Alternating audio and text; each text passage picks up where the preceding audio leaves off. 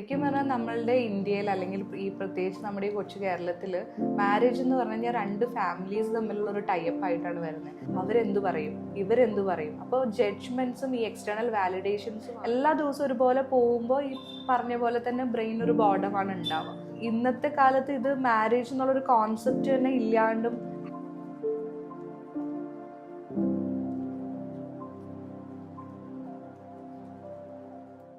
അധികവും ഒരു പാരൻസ് ഒരു കുട്ടി വിവാഹം കഴിച്ചു കൊടുക്കുമ്പോൾ, മകളെ വിവാഹം കഴിച്ചു കൊടുക്കുമ്പോൾ ഫിനാൻഷ്യൽ സെക്യൂരിറ്റിയാണ് നോക്കുന്നത്.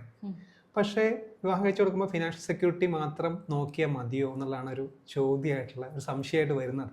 അതെ, ശരിക്കും പറഞ്ഞാൽ നമ്മളുടെ ഇന്ത്യയിൽ അല്ലെങ്കിൽ ഈ പ്രത്യേകിച്ച് നമ്മുടെ ഈ കൊച്ചു കേരളത്തിൽ മാരേജ് എന്ന് പറഞ്ഞു കഴിഞ്ഞാൽ രണ്ട് ഫാമിലീസ് തമ്മിലുള്ള ഒരു ടൈപ്പ് ആയിട്ടാണ് വരുന്നത്.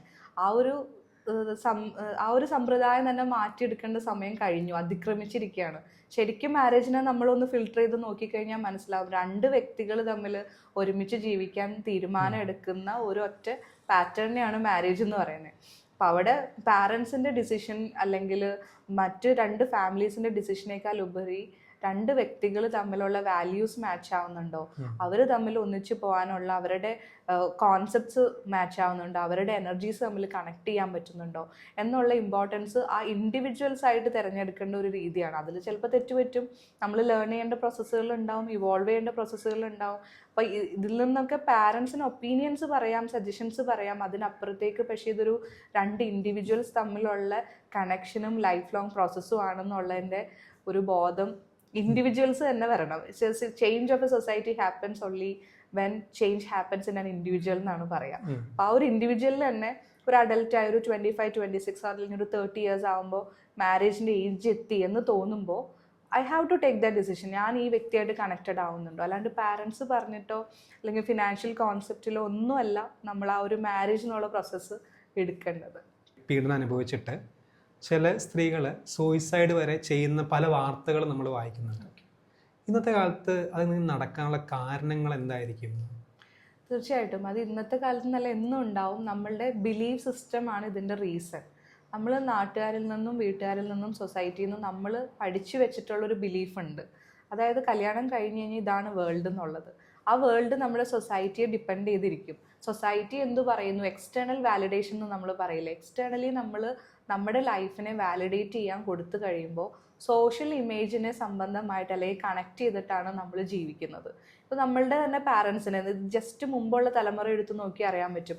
എന്തൊരു ചെറിയ ഇൻസിഡൻറ്റ് നടന്നാലും അവർക്ക് ഭയങ്കര ഭയമാണ്, അവരെന്തു പറയും, ഇവരെന്തു പറയും. അപ്പോൾ ജഡ്ജ്മെൻറ്റ്സും ഈ എക്സ്റ്റേണൽ വാലിഡേഷൻസുമാണ് അതിൻ്റെ അകത്താണ് ഏറ്റവും കൂടുതൽ ലൈഫിൻ്റെ സക്സസ് എന്നുള്ള ഈ പൊട്ടയായിട്ടുള്ള അൺറിസോഴ്സ്ഫുൾ ആയിട്ടുള്ള ഈ ഒരു ബിലീഫ് സിസ്റ്റമാണ് ഇതിലേക്കൊക്കെ എത്തിക്കുന്നത്. ശരിക്കും സൊസൈറ്റി ഒരു കാരണമാണ്, മറ്റുള്ളവർ ചിന്തിക്കുന്ന ഒരു ഭയം ഒരു കാരണമാണ്. തീർച്ചയായിട്ടും അതെ. എക്സ്റ്റേണൽ വാലിഡേഷൻ എന്ന് പറയുന്ന ഒരു സംഭവത്തിനെ എന്ന് നമ്മൾ ബ്രേക്ക് ചെയ്യാൻ തയ്യാറാവുന്നോ, ആ ബിലീഫിനെ ബ്രേക്ക് ചെയ്യാൻ തയ്യാറാവുന്നോ, അത്രയും പെട്ടെന്ന് തന്നെ നമ്മൾ ഹെൽത്തി ആയിട്ട് ജീവിക്കാൻ തുടങ്ങും. പക്ഷേ ഇതിൽ ഏറ്റവും വലിയ ഘടകം എന്താണെന്ന് വെച്ച് കഴിഞ്ഞാൽ നമുക്കിത് എളുപ്പമല്ല പൊട്ടിച്ചെറിയാൻ. കാരണം നമ്മൾക്ക് ഏറ്റവും ഇമ്പോർട്ടൻ്റ് ആയിട്ട് നിൽക്കുന്ന നമ്മുടെ പാരൻസോ, നമ്മുടെ സിബ്ലിങ്സോ, അല്ലെങ്കിൽ നമ്മുടെ നിയർ ബൈ ഫ്രണ്ട്സോ, നിയർ ബൈ കസിൻസോ, ഇവരെല്ലാവരും ഈ എക്സ്റ്റേണൽ വാലിഡേഷനിൽ ഒരുപാട് ഇമ്പോർട്ടൻസ് കൊടുക്കുന്ന വ്യക്തികളാണെങ്കിൽ നമുക്ക് ഇവരാരും ഇല്ലാണ്ടുള്ളൊരു ജീവിതം സാധാരണക്കാരനായ ഒരു മനുഷ്യന് ഇമാജിൻ ചെയ്യാൻ പറ്റില്ല. അപ്പോൾ ഇവരെല്ലാവരെയും തിരുത്തുക എന്ന് പറഞ്ഞു കഴിഞ്ഞാൽ ബുദ്ധിമുട്ട് തന്നെയാണ് അല്ലേ. അപ്പം അങ്ങനത്തെയൊക്കെ ഒരു സ്റ്റേജിൽ മൈൻഡ് എത്തുമ്പോഴാണ് വേർത്ത്ലെസ്നെസ് ഫീൽ ചെയ്യുക. ഈ വേർത്ത്ലെസ്നെസ്സിൽ നിന്നാണ് നമുക്കിനി സെൽഫിൽ ഒരു ലവും തോന്നാത്ത ഘട്ടത്തിലേക്ക് വന്ന് ഹോപ്പ്ലെസ് ആയിട്ട് നമ്മൾ മീനിങ്ലെസ് ആയിട്ട് തോന്നിയിട്ട് ലൈഫിനെ എൻഡ് ചെയ്യാനായിട്ട് ഒരു ഡിസിഷനിലേക്ക് പോകുന്നത്. സോ ഏറ്റവും ഇമ്പോർട്ടൻ്റ് എന്ന് പറയുന്നത് ലൈഫിൽ എപ്പോഴും നമ്മൾ കുറച്ചെങ്കിലും സെൽഫിഷ്നെസ് എന്ന് പറഞ്ഞാലും അതിൽ തെറ്റില്ല. നമ്മൾ ഇമ്പോർട്ടൻ്റ് ആണ്, ഞാൻ എന്നുള്ളൊരു സംഭവം ഇമ്പോർട്ടൻ്റ് ആണ്. അത് കഴിഞ്ഞിട്ടേ മറ്റെന്തുണ്ടാവും. നമ്മൾ പറയില്ലേ, തറയുണ്ടെങ്കിലേ മുകളിലേക്ക് ബിൽഡിംഗ് കെട്ടാൻ പറ്റുള്ളൂ എന്ന് പറയില്ലേ. അതുപോലെ തന്നെ ആ ഞാനെ സ്നേഹിക്കുമ്പോഴാണ് നമുക്ക് ബാക്കി ഇങ്ങനത്തെ ഒരു ഘട്ടത്തിലേക്ക് പോകാതിരിക്കാൻ പറ്റുള്ളൂ. ശരിക്കും എല്ലാ റിലീജിയനും അല്ലെങ്കിൽ ഒരു സ്പിരിച്വൽ ഫീൽഡ് നമ്മൾ എടുത്തു നോക്കിക്കഴിഞ്ഞാൽ അറിയാൻ പറ്റും, ഏറ്റവും വലിയ സിൻ എന്ന് പറയുന്ന ഒരാളെ കൊല്ലുന്നതോ റേപ്പ് ചെയ്യുന്നതോ അല്ല. ഏറ്റവും വലിയ സിൻ എന്ന് പറയുന്നത് നമുക്കെതിരായിട്ട് നമ്മൾ തെറ്റാണ്, അല്ലെങ്കിൽ നമ്മൾ പാപിയാണ്, അല്ലെങ്കിൽ ഞാൻ കൊള്ളില്ല എന്ന് ചിന്തിക്കുന്ന ആ ചിന്തയാണ് ഏറ്റവും വലിയ. കാരണം ആത്മാവ് നമ്മുടെ ഉള്ളിലാണ്, നമ്മളാണ് ഏറ്റവും വലിയ ഒരു സത്യം നമുക്കുള്ളത്. അപ്പം അതിനെതിരായിട്ട് നമ്മൾ സഞ്ചരിക്കുമ്പോഴാണ് എല്ലാ മീനിങ്സും പോകുന്നത്. അങ്ങനെയുള്ള സ്റ്റേജിലാണ് സൂയിസൈഡ് വരിക. ഈ വെഡിങ് ആനിവേഴ്സറി അതുപോലെ ബർത്ത്ഡേ ഇതൊക്കെ പ്രധാനപ്പെട്ട ദിവസങ്ങളാണല്ലോ പാർട്ട്നേഴ്സിനെ സംബന്ധിച്ചോളം. പക്ഷെ ഭർത്താക്കന്മാരെ കൂടുതൽ ഭാര്യമാരാണ് ഇത് ഓർത്തിരിക്കണേ എന്നുള്ളൊരു പൊതുവേ ഉള്ളൊരു സംസാരമുണ്ട്. ഇത് ശരിയാണോ? അതിന്റെ റീസൺ എന്താണെന്നുള്ളതാണ്. ഇല്ല, അങ്ങനെയൊന്നും ഇല്ല കേട്ടോ. നല്ലോണം കാര്യങ്ങൾ ചെറിഷ് ചെയ്യുന്ന ഹസ്ബൻഡ്സും ഉണ്ട്. പക്ഷെ ഈ പറഞ്ഞ പോലെ ചിലത് ഹൗസ് വൈഫ്സ് ആവുമ്പോഴാണ് കൂടുതൽ അതിനെപ്പറ്റി ഓർത്തിരിക്കുക. അപ്പോൾ അവർക്ക് ഈ ഡിസ്ട്രാക്ഷൻസ് കുറവുണ്ടാവും. അവരുടെ കംപ്ലീറ്റ് ഫോക്കസ് കിടക്കുന്നത് അവരുടെ ഫാമിലിയിലാണ്, അതിൻ്റെ നേർച്ചറിങ്ങിലാണ് അവരുടെ കംപ്ലീറ്റ് ഫോക്കസ് ഉണ്ടാവുക. കുട്ടികളെ അല്ലെങ്കിൽ ഹസ്ബൻഡ്, ആ ഒരു എലമെന്റ്സിലാണ് അവരുടെ കംപ്ലീറ്റ് അറ്റൻഷൻ കിടക്കുന്നത്. അപ്പം അങ്ങനെയുള്ള സാഹചര്യങ്ങൾ അവർ കൂടുതലായിട്ട് ചെറിഷ് ചെയ്യുന്നുണ്ടാവും. അല്ലാതെയാണെങ്കിലും ചില പാർട്ട്നേഴ്സിൻ്റെ ഇടയിൽ ചിലർക്ക് ചിലപ്പോൾ ഇത് ഹസ്ബൻഡിനായിരിക്കും അല്ലെങ്കിൽ വൈഫിനായിരിക്കും, ഒരാൾക്ക് എപ്പോഴും ഒരു കൂടുതലായിട്ടൊരു സ്നേഹമോ അറ്റൻഷനോ കാര്യങ്ങളോ ഒക്കെ ഉണ്ടാവും. അപ്പം അങ്ങനെയുള്ളവരും ഇത് കൂടുതലായിട്ട് ഓർത്തിരിക്കും. ഒരുപാട് മെന്നും ഉണ്ട് ഇതെല്ലാം കറക്റ്റായിട്ട് ഓർത്തിരിക്കുകയും ചെറിയ മൊമെന്റ്സ് ആണെങ്കിലും അതിനെ മെമ്മറബിൾ ആക്കി നിലനിർത്തി ചെറിഷ് ചെയ്ത് കൊണ്ടുപോകുന്ന ഒരുപാട് മെന്നും ഉണ്ട്. അങ്ങനെ നമുക്കൊരിക്കലും ജനറലൈസ് ചെയ്ത് പറയാൻ പറ്റില്ല, അതായത് സ്ത്രീകൾ മാത്രമാണ് അത് ഓർത്തിരിക്കുന്നതും ചെറിഷ് ചെയ്യുന്നതെന്നൊന്നും. എത്രത്തോളം നമുക്ക് ഡിസ്ട്രാക്ഷൻസ് ഉണ്ടോ, ഒരുപാട് കാര്യങ്ങളിലേക്ക് അറ്റൻഷൻസ് കൊടുക്കാണ്ടോ, അത്രത്തോളം നമുക്ക് ഇതിൻ്റെയൊക്കെ ചിലപ്പോൾ ഇൻറ്റൻസിറ്റി കുറഞ്ഞേക്കാം. ആക്ച്വലി ചെറിയ ചെറിയ ഫങ്ഷൻസ് അല്ലെങ്കിൽ ഒരു പെക്യുലാരിറ്റി ഒരു ഡേയിൽ കൊണ്ടുവരാൻ പറ്റിക്കഴിഞ്ഞാൽ നല്ലതാണ്. ഞാൻ നേരത്തെ നമ്മൾ തുടങ്ങിയപ്പോൾ പറഞ്ഞ പോലെ അത്രത്തോളം ഒരു ക്യൂരിയോസിറ്റി അല്ലെങ്കിൽ ഒരു എക്സൈറ്റ്മെൻറ്റ് ലൈഫിൽ നിലനിർത്താൻ പറ്റും.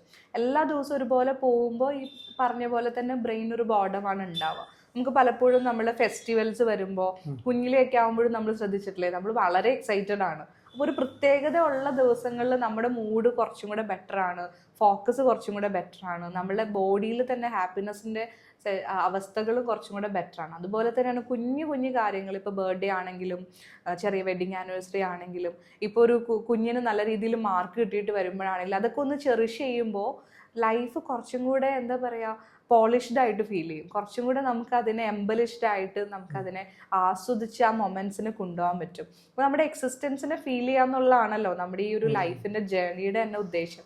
അപ്പോൾ ആ എക്സിസ്റ്റൻസിനെ നമുക്ക് കുറച്ചും കൂടെ ഡെപ്തിലൂടെ ഹാപ്പി ആയിട്ട് കുറച്ചും കൂടെ സെൻസിബിളായിട്ട് കൊണ്ടുപോകാൻ സാധിക്കും. അതുകൊണ്ട് ഇങ്ങനത്തെ കാര്യങ്ങളൊക്കെ ഇമ്പോർട്ടൻ്റ് തന്നെയാണ്.